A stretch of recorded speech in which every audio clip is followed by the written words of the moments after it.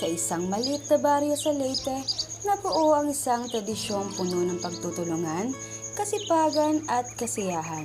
Ito ang tinatawag nilang Tiklos, isang samahan ng mga magkasaka na nagtutulungan sa bukid.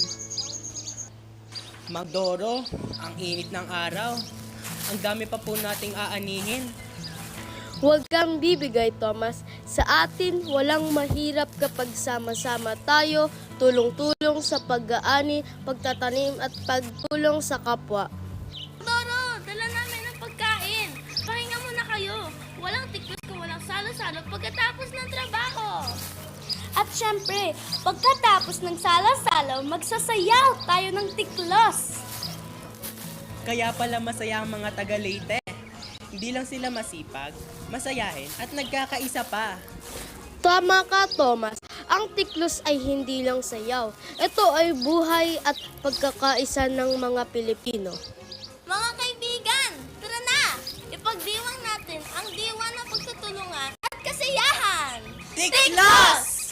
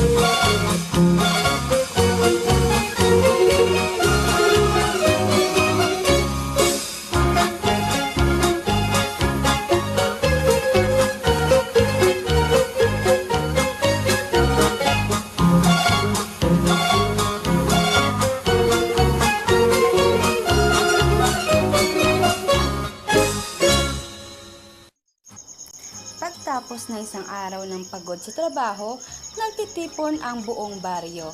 Ang sayaw ng tiklos ay hindi lang kasiyahan, isa itong pasasalamat at pagkilala sa bawat kamay na tumutulong sa bukid. Mang Doro, gayon naintindihan ko na kung bakit espesyal ang tiklos. Hindi lang ito sayaw, ito ang puso ng ating samahan. Tandaan mo, Tomas, ang bawat hakbang ay simbolo ng pagtutulungan. Kapag sabay-sabay tayong kumilos, umaangat ang lahat. Halina! Maria! Simulan na natin! Ang tiklos ay para sa lahat. Bata, matanda, lalaki at babae. Ang saya kapag nagkakaisa. Ang pagod sa bukid na papalitan ng tuwa sa sayawan. Ang tiklos ay nagpapaalala sa atin na walang gawaing mabigat kapag may pagtutulungan. Ang diwa nito ay buhay sa bawat Pilipino, sa baryo man o sa syudad. Mabuhay ang tiklos! Mabuhay ang pagtutulungan ng mga Pilipino! Sa bawat ani, sa bawat ngiti, at sa bawat akbang nananatiling buhay ang diwa ng tiklos.